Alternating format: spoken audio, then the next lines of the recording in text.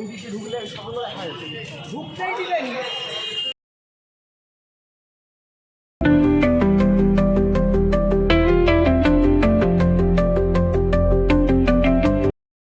Hello viewers, welcome back to Pushpita's world. তো কেমন আছো সবাই? আশা করছি সবাই খুব ভালো আছো, আর আমরা বেশ ভালোই আছি।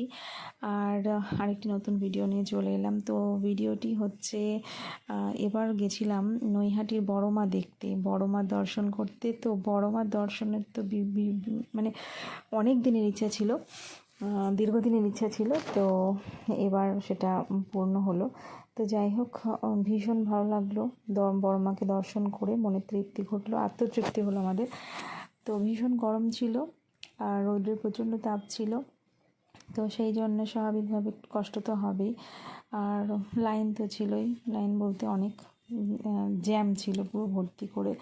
লাইন তো না, এইভাবে এই যে লাইন ভর্তি করে লোকজন ছিল। আমরা ছাতা টাতা নিয়ে যাইনি, আর ছাতা নিয়ে অসুবিধা হতো এত ভিড়ের মধ্যে। ওই যে দূরে দেখতে পাচ্ছ বড় মা দেখতে পাওয়া যাচ্ছে। তো বড় মা তো কতটা বিখ্যাত জানবেই, বাঙালিরা তো জানেই। তো যাই হোক, অবস্থা খারাপ হয়ে গেছে, প্রত্যেকটা মানুষেরই অনেকটা দাঁড়াতে হয়েছে। তো ফাইনালি বড় মার দর্শন আমাদের হয়ে গেছে।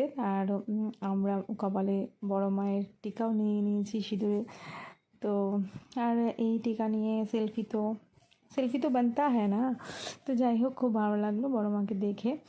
আর অনেকেই তো দেখেছো বড় মাকে, আর যারা দেখোনি তারাও নিশ্চয়ই দেখার আশায় আছো, তারা ঝটপট সেটা সেরে নাও।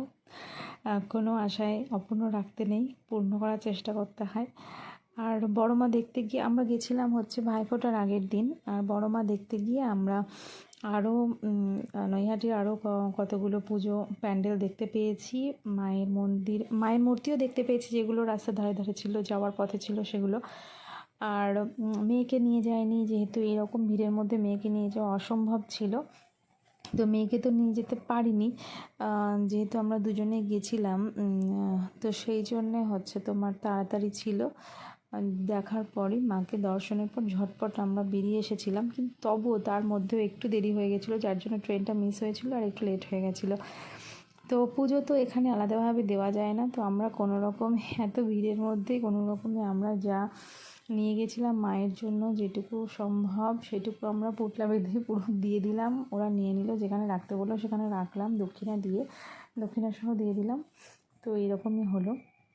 যাই হোক, মায়ের কৃপা সবার ওপরে যেন বজায় থাকে। মা সবাইকে কৃপা করুন, মা ভালো থাকুক, সবাইকে ভালো রাখুক, এটাই চাইবো, এটাই কামনা করব। আর মায়ের কৃপায় যেন আমার এই চ্যানেলের ভিউজও বাড়তে থাকে। তোমরা একটু কৃপা করো, দেখো ভিউ দাও, হচ্ছে ভিডিওটা অবশ্যই দেখো, পুরো ভিডিওটা অবশ্যই কমপ্লিট করো দেখে। আর ভিডিওটা দেখে ভালো লাগলে জাস্ট একটা লাইক, যেটা ফ্রি অফ কস্ট দিতে পারো তোমরা।